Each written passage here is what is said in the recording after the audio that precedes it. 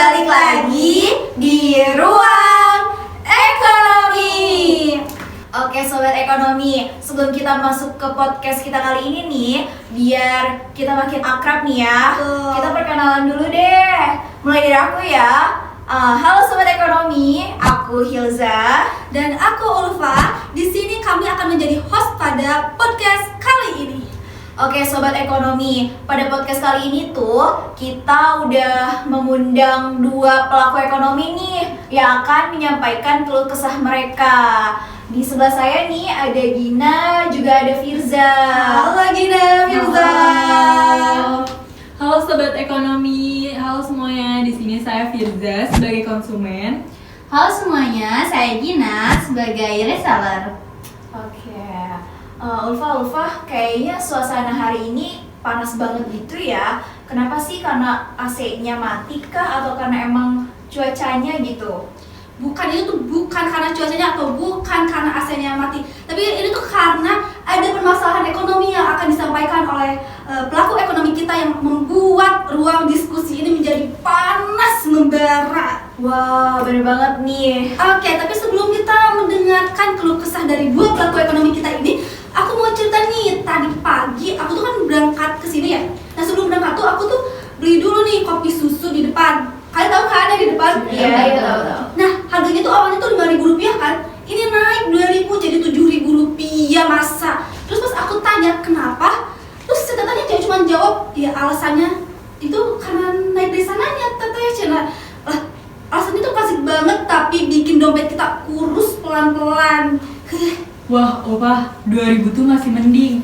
Tadi pagi nih ya, ibu saya habis dari pasar marah-marah langsung ngomel-ngomel ke saya. Karena harga-harga di pasar tuh naik semua, mulai dari cabe, minyak goreng di supermarket semuanya habis. Tapi di pasar gelap itu tuh harganya bener-bener dinaikin gitu, bener-bener gila banget harganya, gak masuk akal. Ini tuh ada hantu pasar apa gimana sih? Saya sebagai rakyat kecil nih, kita ya sebagai rakyat kecil, itu tuh ngerasa kayak dicekik dari pelan-pelan gitu. Bukan cuma di pasar tradisional loh, di marketplace aja ini lagi pada perang bintang, perang review gitu. Saya sebagai reseller kecil kerasa banget barang kita kalah sama toko-toko besar yang ulasannya ribuan, tapi pas dicek kayaknya ulasan robot semua tuh. Kita yang jujur malah gak laku. Kenapa ya bisa kayak gitu? Berarti pada podcast kali ini nih banyak banget ya permasalahan ekonomi yang akan kita bahas. Betul banget Hilza. Tapi tenang aja teman-teman semua. Di sini kita udah mengundang dua narasumber yang akan membantu menjawab persoalan ekonomi dan akan memberikan solusi yang baik untuk kita semua nih. Kita sambut dua narasumber kita, yaitu ada Catherine dan Lutfia. Halo.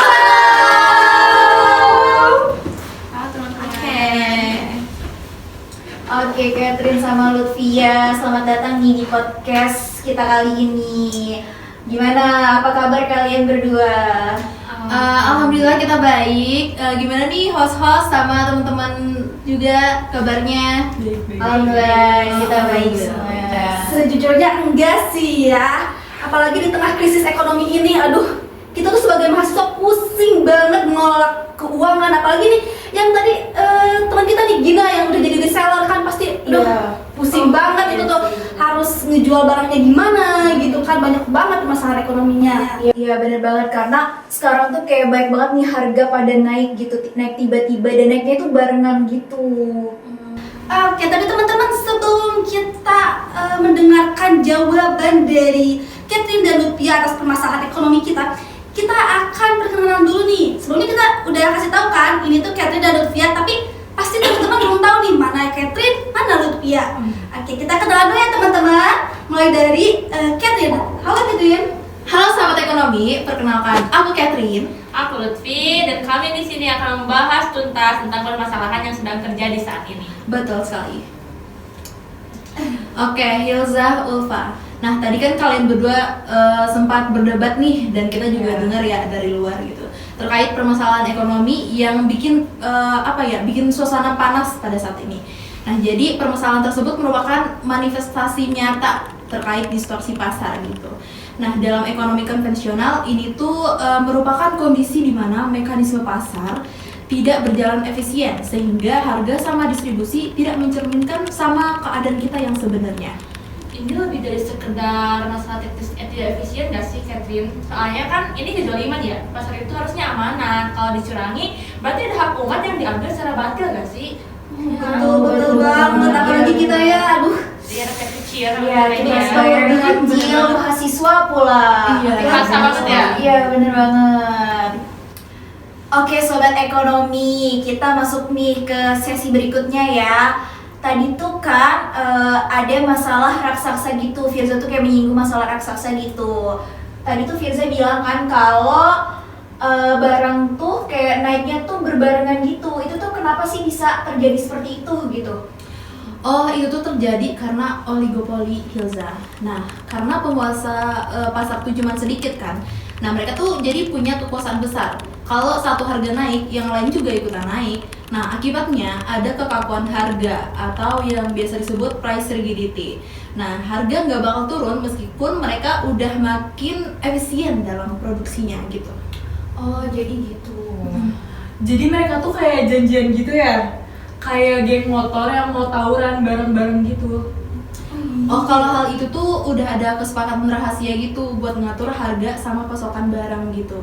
Nah, kalian inget gak sih kasus garam tahun 2005? Oh iya, kan? Nah, itu tuh 7 perusahaan besar kan. Mereka tuh janjian buat kontrol pasokan garam di Sumatera Utara, teman-teman. Nah, mereka sengaja kan bikin garam tuh langka biar harganya tuh melambung tinggi gitu. Nah, akibat dari perlakuan mereka tuh dikenakan denda 2 miliar karena melanggar Undang-Undang Nomor 5 Tahun 1999, teman-teman.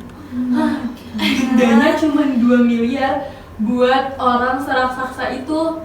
Ya ampun, padahal keuntungan mereka pasti lebih besar karena udah nyiksa rakyat, ya kan? Kenapa sih hukum di Indonesia ini tuh lembek banget?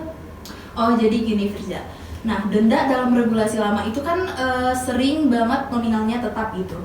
Jadi bagi perusahaan raksasa 2 miliar tuh kayak cuman biaya receh operasional gitu yang dibandingkan keuntungan monopoli mereka. Nah, selain itu juga hal tersebut membuktikan bahwa rahasia atau kartel itu sulitnya luar biasa karena biasanya dilakukan secara lisan gitu. Nah, ini sebab kejoliman kan ya, teman-teman. Padahal kan kekayaan tuh udah boleh hanya di kalangan elit saja ya. Itu kan bisa sekali sih. itu kan bisa ngerusak kemaslahatan umat. Iya, Lalu apa nih solusinya buat mereka supaya kapok gitu, biar mereka tuh nggak ngelakuin hal itu lagi? Apalagi kenapa yang mereka buat itu tadi bisa merusak kemaslahatan umat ya, mencekik masyarakat gitu. Apalagi kita selaku mahasiswa gitu kan ya. Gimana nih? Ada nggak solusinya dari Catherine dan juga Lutfia? Ada dong kalau solusinya. Nah, jadi solusinya adalah pembaruan regulasi, Ulfa, gitu. Jadi denda tuh harus diubah menjadi persentase dari omset atau keuntungan selama masa pelanggarannya. Nah, kita tuh juga butuh program yaitu memberikan keringanan hukuman bagi anggota kartel yang mau melapor gitu. Ini juga peran pemerintah kan, teman-teman. Pemerintah juga harus memastikan distribusi kekayaan secara adil, secara moral juga. Pelaku usaha harus sadar bahwa mengambil hak umat secara batil bisa merusak atau menghancurkan ekonomi secara keseluruhan gitu loh. Oh iya sih, bener banget sih. Bener banget. Nah, teman-teman, kita akan lanjut ya ke pembahasan yang lebih membara gitu. Benar banget. Oke, sobat ekonomi, kita lanjut nih ke pembahasan selanjutnya ya. Sekarang kita beralih ke Gina nih. Gina kan tadi tuh kayak bilang soal ulasan robot ya. Jadi ulasan robot tuh kayak seberapa berpengaruhnya gitu bagi dunia bisnis kamu gitu. Gede banget, Za. Itu tuh namanya fake reviews atau fake orders. Jadi toko sebelah tuh nyewa bazar buat beli barang mereka sendiri. Terus mereka tuh kasih bintang 5. Nah, terus pembeli yang asli tuh merasa ketipu dong, rugi gitu. Mereka tuh mikir bahwa produk mereka tuh paling bagus, tapi kenyataannya produk itu tuh zonk. Nah, terus saya yang modal pas-pasan juga dan ulasannya asli dikit-dikit, ya tenggelam lah. Betul. Iya sih, benar. Terus kalau dalam Islam tuh gimana sih itu tuh? Kan kan tadi kan udah bahas ya Iya, dalam konvensional konvensionalnya, gimana ya. iya, benar. Kalau dalam Islam sendiri itu gimana ya? Nah, itu tuh ada ya yang disebut najasi. Dan ini tuh bentuk najasi kontemporer ya Gina. Dimana banyaknya rekayasa permintaan palsu kan. Dulu tuh orang disewa buat nawar tinggi di depan pembeli asli biar harganya naik tuh. Nah, zaman sekarang digantikan kan sama robot, terus amalasan palsu juga. Tapi Rasulullah SAW pernah bersabda nih, tidak termasuk golongan kami orang yang menipu. Jadi dilarang menipu ya teman-teman. Masya Allah. Takut banget ya, Iya. apalagi jadi ke golongan Rasulullah gitu Iya kan. benar. Sobat ekonomi nih jangan menipu kayak gitu. Betul banget. Bener banget sih. Lalu ada nggak sih solusi buat Gina nih dan pelaku dan investor pemula nih, ada nggak ya supaya nggak kena tipu lagi gitu lah? Oh, solusinya tentu ada dong. Jadi, platform digital tuh harus memperkuat AI verification untuk mendeteksi pola pesanan palsu secara real time, teman-teman. Nah, konsumen juga harus diedukasi nih agar nggak mudah terjebak gitu sama urusan palsu kayak gitu. Nah, terus gimana tuh soal kripto? Kemarin teman saya ada yang kena skema pump and dump. Dia tuh katanya tuh harganya lagi naik. Itu tuh istilahnya to the moon kan. Nah, terus pas dia beli pakai uang semesteran, harganya malah jatuh bebas gitu. Oh my god. Itu Gila banget ya. pakai uang semesteran kuliah. Ya ampun. Kasihan banget. Ya Ya Allah. Ngeri Mana banget. mahasiswa tuh budgetnya pas-pasan nih ya. Iya sih, bener banget. bener banget. Relate banget sih sebagai mahasiswa. Iya. Itu tuh gimana ya? Itu udah kalau dalam Islam nih gimana nih rupiah? Itu maksudnya ke apa gitu tah? Itu juga sebenarnya masih najasi ya teman-teman. Najasi yang mengandung unsur goror dan maisir. Sekelompok whales atau spekulan besar sengaja bikin grafik naik buat mancing investor kecil yang kena sindrom FOMO. Nah, begitu uang rakyat masuk nih, mereka buang barang atau dumping, barangnya jatuh dan modal rakyat hancur deh. Kayaknya mereka rugi besar-besaran. Padahal rakyat kecil ya gitu ya. Iya, Ya ampun. Nih saya juga ada satu cerita. Jadi saya punya tetangga. Nah, tetangga saya tuh benar-benar dibuat stres berat gara-gara permainan kayak gitu. Gara-gara dia tuh main yang kayak gitu. Dan ternyata saya baru nyadar itu tuh permainan bandar ya, Upi. Ih, bener banget tau Firja. Dan tadi kalau nggak salah Firja ada nyinggung tentang minyak yang langka ya, yang makin nggak ada terus makin mahal gitu ya. Nah, itu bisa disebut iktikar atau penimbunan juga Firja. Kalau Firja susah cari minyak goreng, itu biasanya ada oknum yang sengaja non-stop di gudang gelap pas harga atau permintaan lagi tinggi nih. Nah, tujuannya biar bisa jual mahal pas masyarakat jadi panik gitu. Ya. Oh, itu jahat banget sih ya yang nimbun kayak gitu. Kalau gimana sih, ada solusinya nggak sih dalam Islam gitu biar nggak ada tindakan yang seperti itu? Kalau Islam sendiri ya, ada solusi yang namanya lembaga pengawas seperti Hisbah gitu. Nah, di dunia digital, Hisbahnya di dunia digital ya teman-teman, untuk memastikan tidak ada penipuan informasi atau tadlis. Untuk investor, hindari sindrom FOMO ya teman-teman, dan fokuslah pada informasi yang memiliki fundamental jelas, bukan sekedar spekulasi dari TikTok gitu loh. Oh iya, betul betul. banget, kita harus ngelakuin gitu ya. Iya. Oke, teman-teman, kita akan geser ke hulu nih teman-teman. Tadi tuh Firza sempat bilang ya ke kita bahwasanya dia tuh cemas dengan para petani karena hasil tani mereka tuh dijual dengan harga yang murah, bukan begitu Firza? Iya, bener banget tuh, Pak. Jadi nih, saya tuh punya saudara di desa. Dia tuh panen sawit, tapi harganya tuh dihargainnya tuh receh gitu di pabrik sana, di pedesaan. Tapi kalau kita lihat di kota-kota kayak di Bandung ini, itu tuh harga minyak udah pasti naik dong, nggak mungkin murah gitu harga minyak goreng. Tapi kenapa bisa gak nyambung gitu ya harganya? Oh, itu tuh namanya monopsoni, Firza. Nah, jadi di pelosok tuh biasanya cuma ada 2 pabrik pengelolaan besar yang berhadapan sama ratusan petani kecil gitu. Nah, karena cuma ada 1 pembeli kan, nah jadi mereka tuh punya kekuatan buat tekan harga beli serendah-rendahnya teman-teman. Nah, jadi petani tuh nggak punya pilihan selain jual murah ke sana atau buahnya malah makin busuk gitu. Kasian banget ya Allah. Di Islam itu adalah teman-teman. Apa tuh? Apa? Ya, kalau di Islam tuh ini mirip praktik namanya talaki rukban, mencegat petani di tengah jalan sebelum mereka sampai ke pasar, biar mereka nggak tahu tuh harga aslinya berapa. Nah, Rasulullah melarang ini karena adanya asimetri informasi gitu. Beliau bahkan kasih hak khiyar tahu kan teman-teman? Yaitu hak untuk membatalkan akad kalau mereka tahu tuh harganya ternyata dicurangi jauh dari harga pasar. Wah, kalau petani kita tahu hak itu, pasti banyak tengkulak yang kelabakan ya. Tapi masalahnya informasinya itu loh, para petani mereka kan gak semuanya punya akses secepat orang kota. Benar-benar. Itulah kenapa pemerintah nih harus turun tangan lagi. Pemerintah harus turun tangan melalui lembaga pengawas seperti Hisbah yang tadi kita omongin ya, untuk memastikan tidak ada penipuan informasi atau tadlis di pasar gitu. Tapi Upi, selain dari Hisbah nih, ada nggak sih solusi konkretnya buat para petani itu supaya nggak terus-menerus dicekik? Ada nggak ya? Oh tentunya ada dong. Jadi pemerintah tuh harus mendorong digitalisasi desa. Misalnya melakukan informasi harga lewat SMS atau aplikasi sederhana yang hemat kuota aja gitu. Nah selain itu pemerintah juga harus bersatu sama koperasi atau BUMDes agar punya daya tawar yang kuat melawan pembeli tunggal gitu. Jadi gitu ya solusinya. Oke. Wow, sangat luar biasa sekali ya Hilza. Sangat panas banget nih ruang podcast kita kali ini. Pokoknya diskusi kita kali ini tuh bener-bener membuka mata kita banget nih tentang ekonomi di zaman sekarang ini.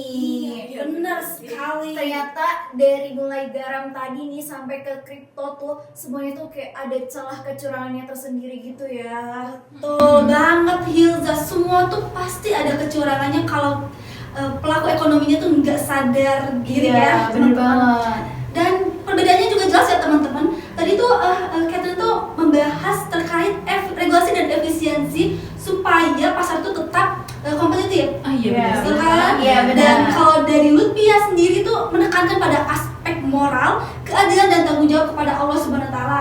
Nah, teman-teman, kita akan mendengarkan pendapat dari Gina dan juga Firza nih. Kan kita sudah membahas ya dan mencari solusinya.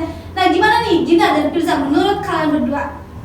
Menurut aku nih ya, sistem secanggih apapun kalau pelaku ekonominya, moralnya rusak, pasti ada kecurangannya. Jadi dari sekarang saya mau makin jujur jualan biar rezekinya berkah. Kalau dari saya sendiri nih sebagai konsumen, karena podcast ini jadi saya tuh jadi merasa harus makin kritis gitu. Jangan mau dibohongin, apalagi dari tadi fake review yang ulasan-ulasan palsu gitu. Yes. Itu saya harus lebih kritis.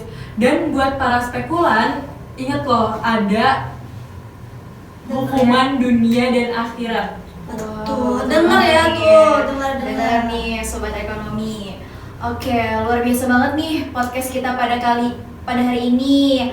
Terima kasih banyak nih buat narasumber hebat-hebat kita yang sudah mau hadir di podcast kita pada hari ini.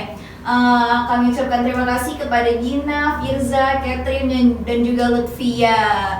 Oke, sobat ekonomi.